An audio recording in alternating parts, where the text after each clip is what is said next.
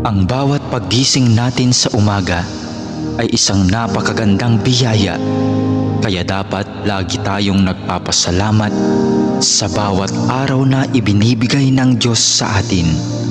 Kaya naman, manalangin tayo sa ngalan ng Ama na siyang lumikha ng langit at lupa. Amen. Ama naming makapangyarihan sa lahat, maraming salamat po sapagkat ginising mo ako ngayong umaga. Isang bagong araw na naman ang aking haharapin. At dahil dito, lubos-lubos ang aking pasasalamat. Sa unang mga sandali ng aking araw, nais kong mapuspos ng iyong biyaya at pagmamahal. Kaya narito ako upang makapiling ka sa panalangin. Bantayan mo ako at gawing ligtas sa buong maghapong ito. Ilayo mo ako at ang aking pamilya sa anumang masama. Maituon ko nawa ang aking pag-iisip, pananalita at asal tungo sa iyo. Nawa maging kalugod-lugod sa iyo ang lahat ng aking gagawin sa araw na ito. Panginoon ko at Diyos ko, naniniwala at nananalig ako na naririto ka at kapiling ko sa mga sandaling ito, na nakikita mo ako at iyong naririnig ang aking mga daing, mga kahilingan at mga panalangin.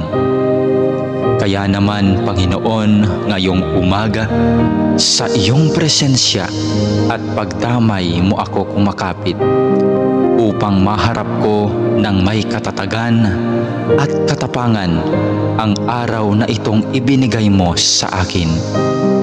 Mapagmahal na Panginoong Diyos, na nalaman kong mahal mo ako at binabantayan mo ako palagi. Sa oras man ng kasiyahan at lalong-lalo na sa panahon ng kagipitan at pagsubok. Tulungan mo akong huwag makalimot sa katotohanan ito. Maraming salamat po sa biyaya mong pag-ibig at pag-iingat na hindi mo ipinagkait sa akin, sa kabila ng lahat ng kasalanan at pagkukulang ko. Puno ng pag-asa akong magpapatuloy sa araw na ito sa aking mga dapat gawin dahil na rin sa iyong pagtulong.